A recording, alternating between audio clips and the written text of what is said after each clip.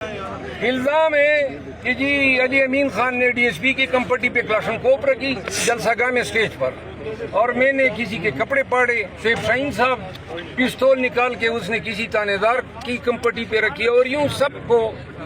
اب اسلحہ اتنے 6 گھنٹے 7 گھنٹے کا جلسہ تھا، کوئی ایک اسلحہ کسی نے دیکھا، کوئی لاٹھی کسی نے دیکھی. اور یہ تعزیرات پاکستان کا دفعہ 193 یہ پولیس والوں کے لیے سزا مقرر کرتا ہے کہ اگر یہ کسی پر غلط کیس بنائیں گے تو اتنی سزا ان کو ہوگی جتنی سزا وہ اس جرم کی اس ملزم کو دلانا چاہتے ہیں.